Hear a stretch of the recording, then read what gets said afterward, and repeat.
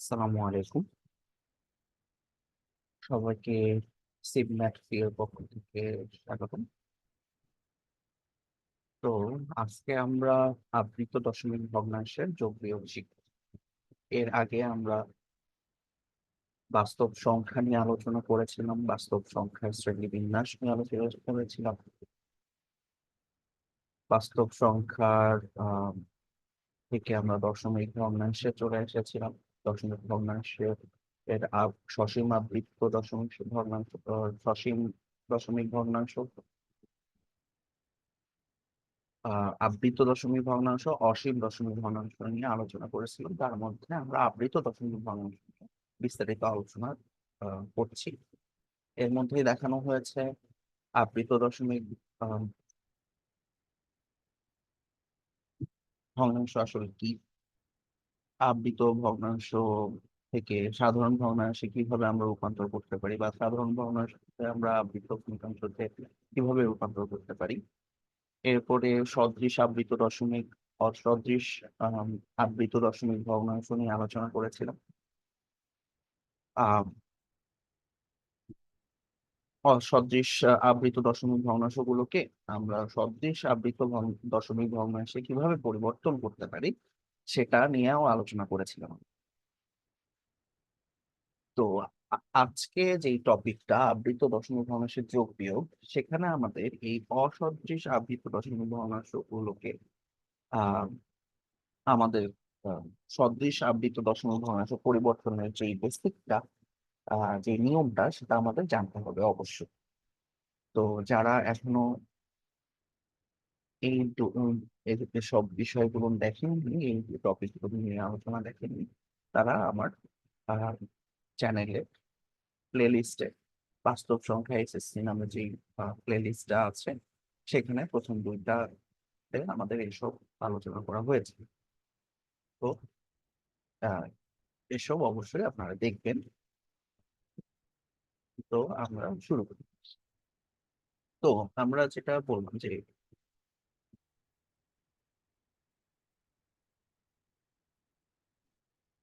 অবশ্যই আমাদের অসদৃশ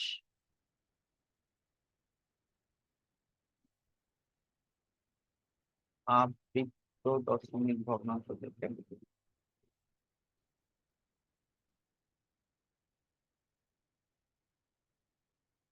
থেকে আমরা সদৃশ আবৃত ভগ্নাংশ অবশ্যই আমাদের বুঝতে হবে, করতে হবে আর কি এখানে। তাহলে আমরা শুরু করি।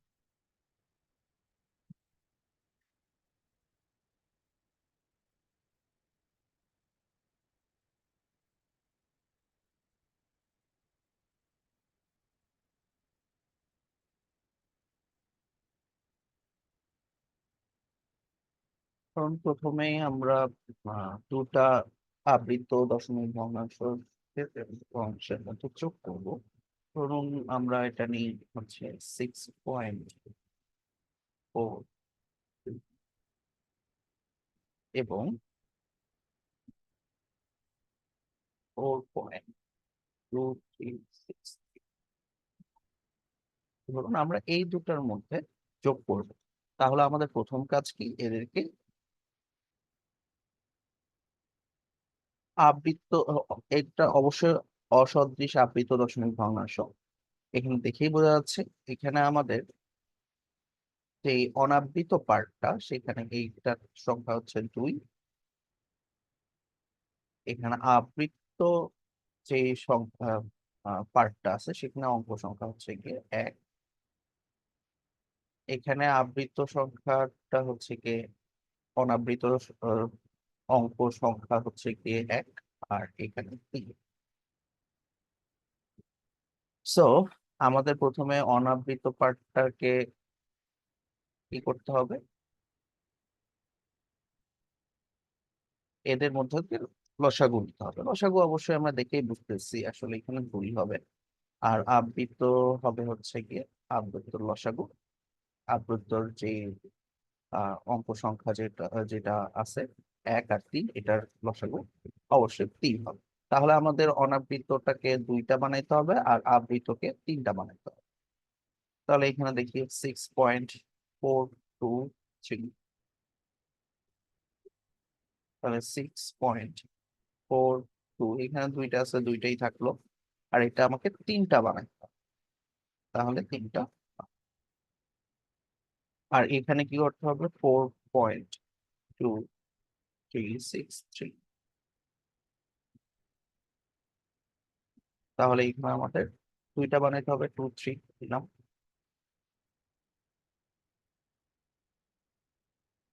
আর আছে কি 6 3, আবার কি আসবে? অবশ্যই 3 আসবে। তাহলে আমাদের এইখান থেকে এই পর্যন্ত 3টা হয়ে গেল। এখন আমাদের যোগ করতে হবে, নর্মাল যোগের মতো আমরা এখন যোগ করব। এইখানে 3 আর 3 কত হয়? 6 হয়। এইখানে আমাদের 3 আর 3 6, এখানে 3 আর 6 9 হয়। এখানে হচ্ছে 2 আর 3 5 হয়, 6। খুবই সিম্পল। কিন্তু এখানে আরেকটা কাজ আমাদের করতে হবে, সেটা হচ্ছে এই 3 এর পরে আবার কোনটা আসবে? 3 আসবে অবশ্যই, 3 দিলাম এখানে। এটার পরে কি আসবে? অবশ্যই 6 আসবে, 6 দিলাম। দেখুন আমাদের এখানে কিন্তু উম, এই দুইটাকে যোগ করে আমাদের 9 হচ্ছে। 9 থাক, 9 হলে আমাদের কিন্তু হাতে কোনো কিছু নাই। তো এইটা যোগ করে আমাদের যেটা হাতে থাকবে সেটা আমাকে এইখানে যোগ করে দিতে হবে। যোগ, এখানে যেহেতু হাতে নাই আমার কোনো কিছু, তাহলে 0। তো আমাদের ফাইনাল অ্যান্সার হবে 10 6 5 9 6 6। দেখুন আমাদের এই ক্লাসটা অনেক হয়তো বা অনেক ছোট হবে, কারণ অনেক সহজ একটা জিনিস এটা। আমরা এখন যদি ধরেন আমরা 3টা নিয়ে করি,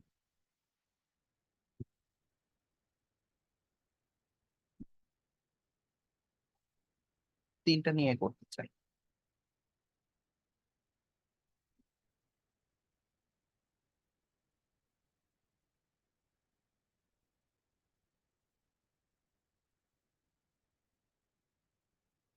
কারণ আমরা চাই হচ্ছে গিয়ে 5.82, 10.3282 এবং 19.48236,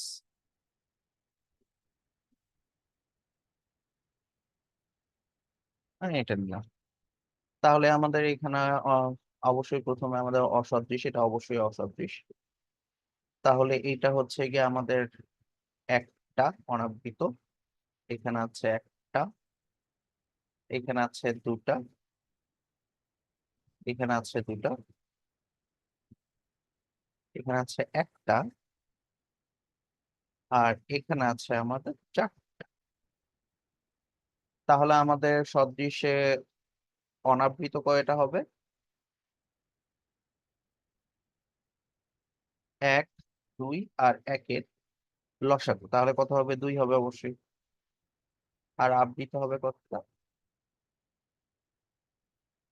1 2 আর 4-এর লসাগু। আমরা লসাগুটা করি যেহেতু, তাহলে 2 1 1। তাহলে এখানে আমরা বুঝতে পারছি যে এইটা আর এটা, এটা গুণ করলে কত হবে আমাদের? 4। তাহলে আমার 4টা হবে হচ্ছে কি লসাগু। ওকে, তাহলে 5.82, এটাকে আমরা কি লিখতে পারি? 5.2টা যেহেতু, তাহলে 82, তারপরে কি হবে? 2 2 2 2, 4টা 2, কারণ কি 4টা হচ্ছে আবৃত। এখন আসে হচ্ছে 10 3 2 8, এখানে হচ্ছে, তাহলে সেম, এখানে 2টা আছে তো 2টাই 3 2 8 2 এই হয়ে গেল। এবং এটা 19.4826, তাহলে 8 আর 6 এর মধ্যে আমরা আবৃত আছি। তাহলে আমাদের কি করতে হবে, এটাকে দুইটা অনাবৃত করতে হবে, তাহলে 4 8 অনাবৃত রাখলাম। তারপরে গেছে 2 3 6, দিলাম 2 3 6। এরপরে কি আসবে? এরপরে দেখেন আমাদের 8 2 3 6 8 হওয়ার কথা, তাহলে 8 আসবে। এখন আমরা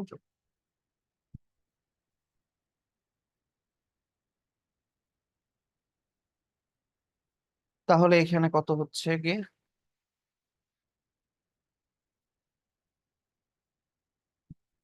8 10 12, 12 হাতে 1, এই 1 এখানে 7, 7 আর 8 15, 16 17, হাতে থাকলো 1, তাহলে 4 5 6 7 8, 8, তারপরে এখানে কত 10 11 12,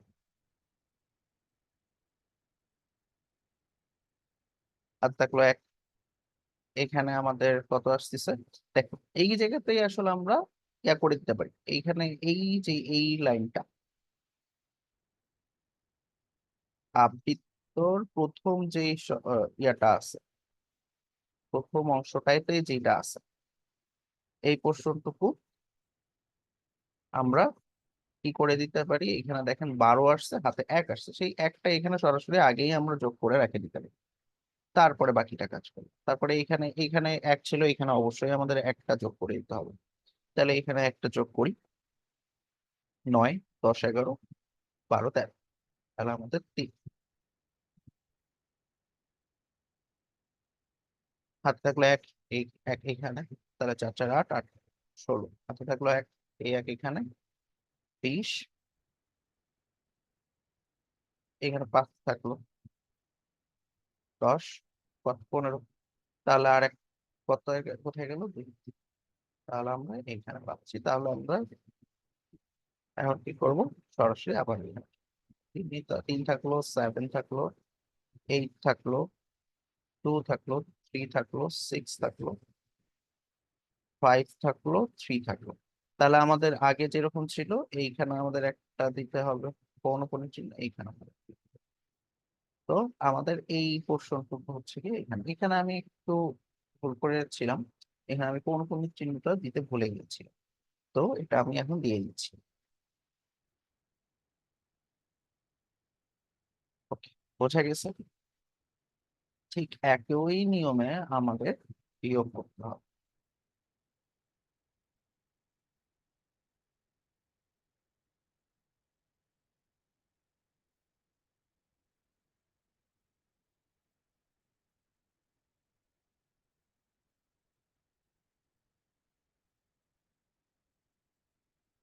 তাহলে আমাদের এটা একটু ব্রিফ করে দিই।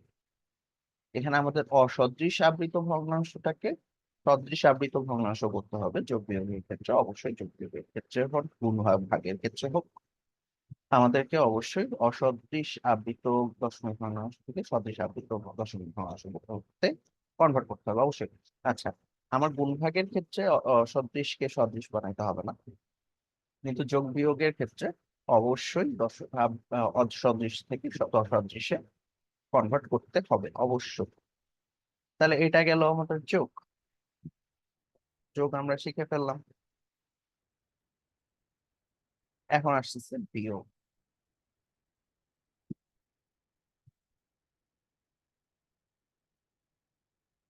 তাহলে আমরা বিয়োগটা দেখি।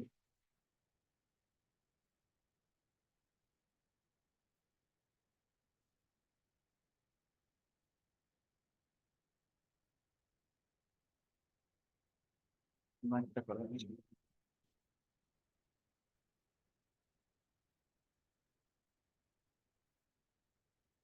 ওকে। তাহলে ধরেন আমরা 25 4 5 2 7 9 এবং 12.36।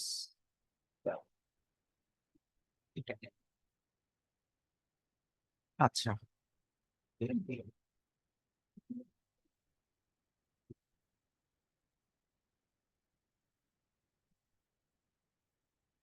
ওকে। তাহলে আমরা প্রথমের কাজ হচ্ছে কি আমাদের সদৃশ ভগ্নাংশটাকে আহ অসদৃশ ভগ্নাংশটাকে সদৃশ ভগ্নাংশ এখানে দেখে সদৃশ ভগ্নাংশ যদি হয় তাহলে তো আর আমাদের অসদৃশ থেকে সদৃশে কনভার্ট করতে হচ্ছে না, সদৃশ থাকলে সদৃশেই রাখবো আমরা। কিন্তু এখানে যেহেতু অসদৃশ আছে তাহলে আমরা এটাকে সদৃশে কনভার্ট করে নিব। তাহলে এখানে আমরা সরাসরি করি 2 7। তাহলে এখান থেকে আমরা আসছি 25.45। কারণ কি এখানে আমাদের হচ্ছে গিয়ে জিরো অনাবৃত, এখানে হচ্ছে গিয়ে 2। আর হচ্ছে এখানে আমাদের তিনটা আছে আবৃত, এখানেও তিনটা আছে তো আমাদের তিনটাই আবৃত হবে, তাই 2.79 যা আছে তাই থাকে। কিন্তু এটা 12.367। ওকে, তাহলে আমরা 12 লিখলাম। তাহলে 367 আগে লিখে নিই। তারপরে কি আসবে দেখুন, তারপরে আসবে অবশ্যই 3 6, রাইট? তাহলে আমরা এইখানে আর এইখানে একটা পৌনঃপুন্যের চিহ্ন দিয়ে দিই, তাহলে আমাদের সবশেষ হয়ে যাবে। ওকে, তাহলে প্লাস করে দিই। এখন আসি, এখানে 6 আর 3 9। তাহলে আমাদের এখানে 3 আসলো, মাইনাস করলে এখানে আসলো 4। কিন্তু এখানে আসলো কত, 7। 12 থেকে 7 মাইনাস করলাম, তাহলে আমাদের এইখানেও কিন্তু আমাদের 2 আছে, এখানে 7 আছে। তাহলে কি হবে আমাদের এখানে, এখানেও আমাদের আসলে আসতেছে হচ্ছে গিয়ে 7 থেকে 12 থেকে তাহলে 5। এই হাতের একটা আমাদের এইখানে আসে, তাহলে আমাদের এক মাইনাস হয়ে যায় তখন। সেজন্য আমরা এইখানে আগেই মাইনাস একটা রেখে দিব, তাহলে এইখানেও আমাদের 5। এখানে আমাদের কত হচ্ছে, এখানে হাতের একটা এইখানে আসবে, এই একটা এইখানে আসলো, তাহলে আমাদের 7 হলো। 7 আর 8 হচ্ছে গিয়ে 15। তাহলে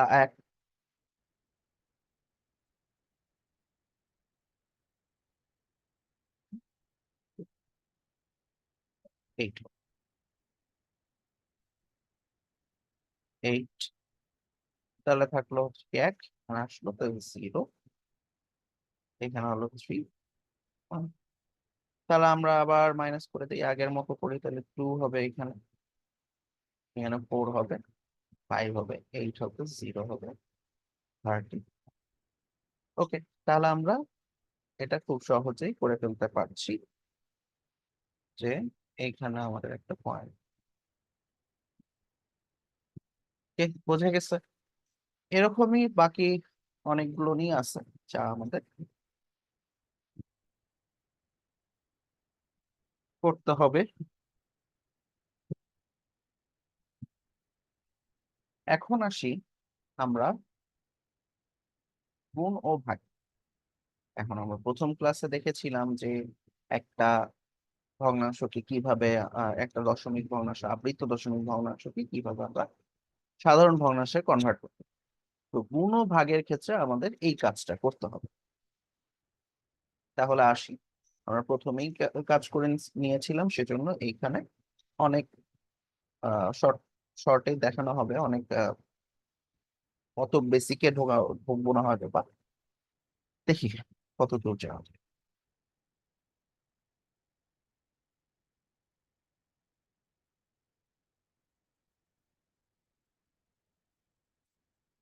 আচ্ছা, গুণ ও ভাগ। তো প্রথমে আমাদের আগে গুণ ধরি। ওকে, তাহলে ধরলাম যে আমাদের যে কোনো কিছুই ধরি, ছোট একটা ধরি, 4 3 ও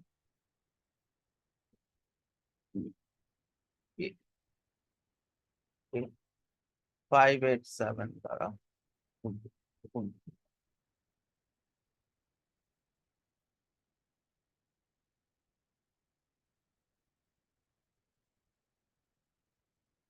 গুণ করি। ওকে, গুণ করি তাহলে 4.3। প্রথমে আমরা কি করছিলাম, প্রত্যেকটাকে আমাদেরকে সাধারণ ভগ্নাংশে কনভার্ট করতে হবে। তাহলে এটাকে সাধারণ ভগ্নাংশে কনভার্ট করতে গেলে আমাদের কি করতে হবে? প্রথমে এই পয়েন্টটাকে, এইখানে যেটা আসবে উপরে, এই পয়েন্টটাকে এই পাশে নিয়ে আসতে হবে। তাহলে 4 3 আসলাম, তাহলে কত হচ্ছে? 3 3 3, এরকম করে চলতে থাকবে মাইনাস। তো এরকম করে চলতে থাকবে, যে হচ্ছে জন্য এই পোর্শনটুকু না লিখলেও চলে।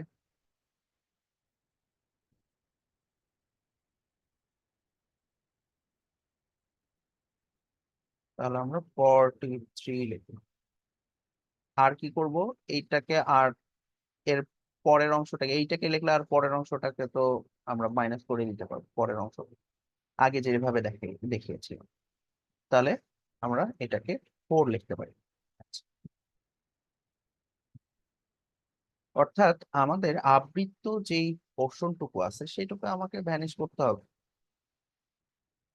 যেটা অসীম পর্যন্ত বিস্তৃত সেই পোর্শনটাকে আমার ভ্যানিশ করতে হবে। সেজন্য আমাকে 10 দিয়ে গুণ করে সেটাকে কিভাবে বানাতে হয় সেটা দেখতে হবে। তাহলে আমরা এখানে আসলে এই পয়েন্টটাকে এদিকে পাঠানোর জন্য তাহলে কত দিয়ে গুণ করেছি? 10 দিয়ে গুণ করেছি। দেখুন, তাহলে আমাদের যত আমার অঙ্ক সরাবো, অঙ্কের পরে আসবো, তত আমাকে দিতে হবে শূন্য। তাহলে এক ঘর সরে যাচ্ছি, তাহলে আমাদের শূন্য আসছে। আর এখানে যেহেতু 1 দিয়ে, তাহলে 1ই। তাহলে আমাদের 39,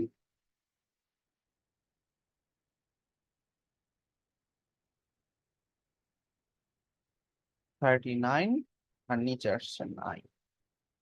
তাহলে ওই 3 দিয়ে ভাগ করা যায়। এখানে 3 আর 9 হচ্ছে 12, সেজন্য আমরা এটাকে 3 দিয়ে গুণ করতে পারবো, ভাগ করতে পারবো। তাহলে 3 দিয়ে ভাগ করলে আমাদের 13 আসে, আর এটা হচ্ছে 3 আসে। তো এটা আর আমাদের ছোট করা যায় না, তো এটা আমরা রেখে দিব। আর অবশ্যই সমস্ত আকারে না, এর আগে আমরা দেখিয়েছিলাম যে সমস্ত আকারে বের করে নেওয়াটা বইয়ে হচ্ছে গিয়ে প্রেফারেবল। সেজন্য আমরা তখন সমস্ত আকারে প্রকাশ করেছি, কিন্তু এখানে আসলে সমস্ত আকারে প্রকাশ করা দরকার নেই। আর এখানে তাহলে আছে কি 5.87। ঠিক একইভাবে আমাদের কি করতে হবে, তাহলে এটাকে এইখানে নিয়ে আসতে হবে, এই পয়েন্টটা। তাহলে কত হবে? 5.87।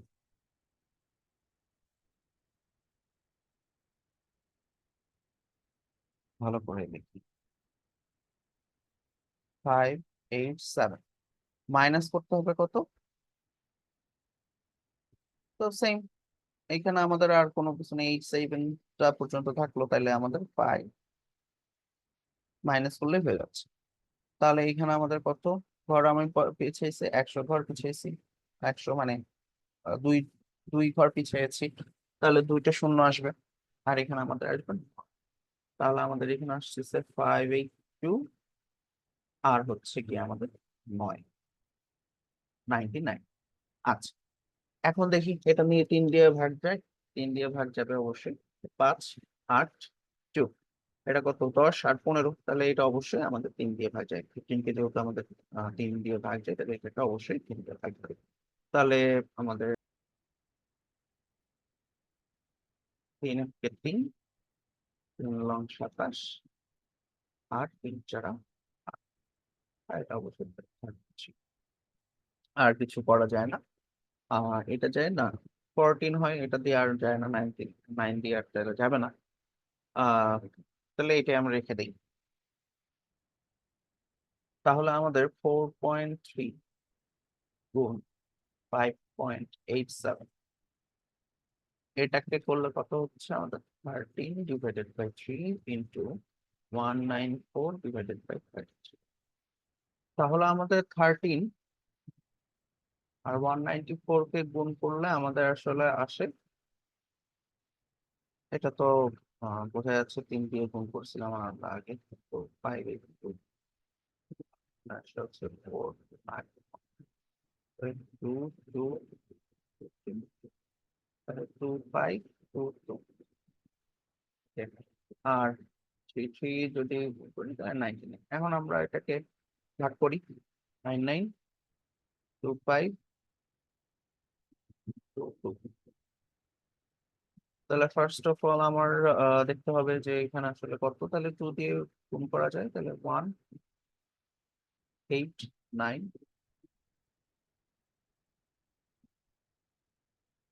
তাহলে এখানে কত হচ্ছে 4, হাতে 1, কত 2, তাহলে আমাদের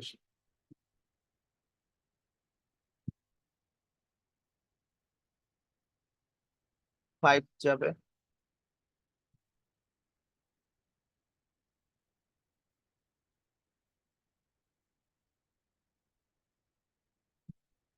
তাহলে এখানে আমাদের 495 আসছে।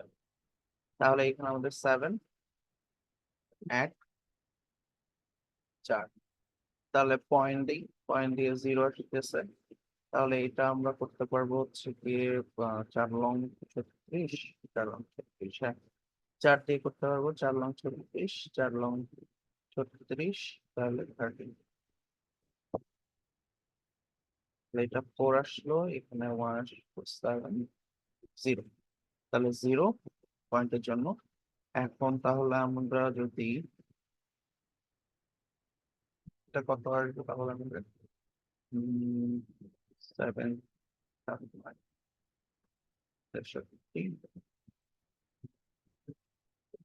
হ্যাঁ 7 আসবে 63, আর হচ্ছে গিয়ে 3, 63 হচ্ছে 63 প্লাস 6, এটা 7, আর আসলো কত 4।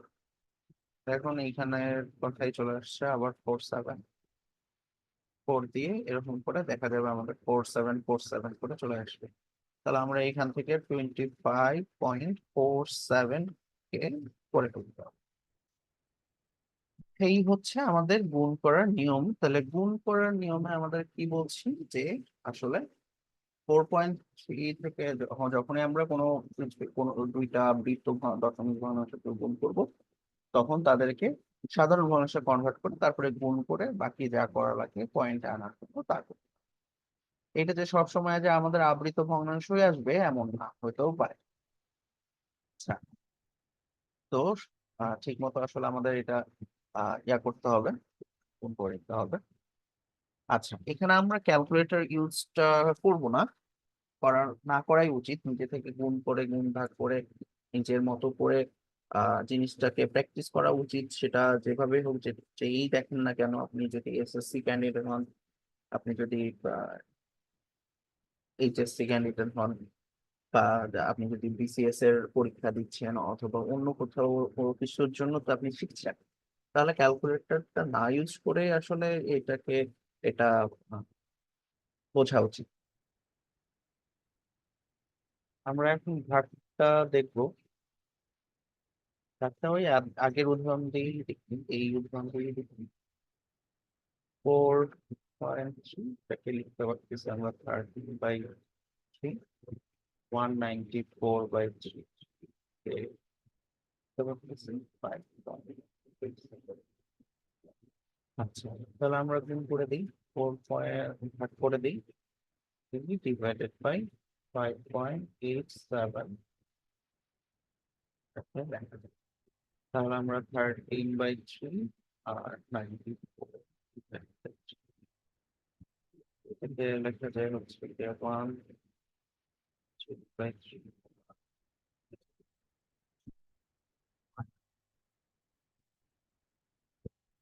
আচ্ছা, তাহলে এটা তো আমার 1 1।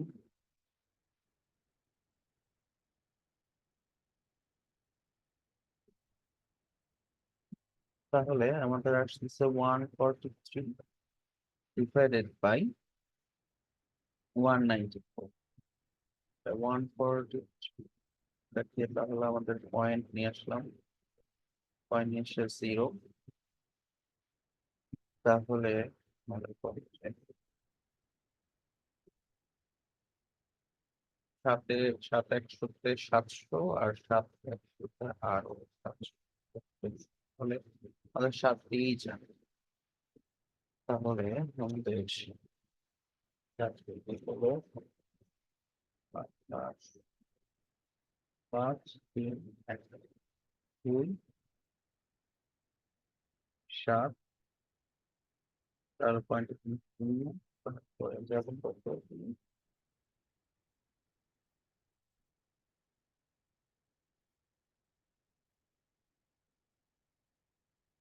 3 8।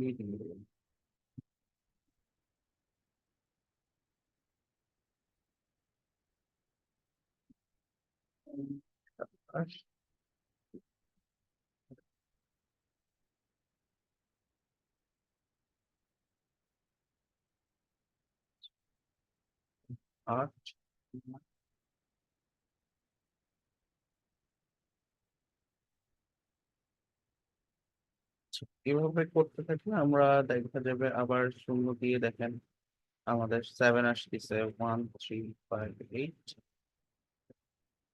এরকম করে দেখা যাবে যে আমাদের আসলে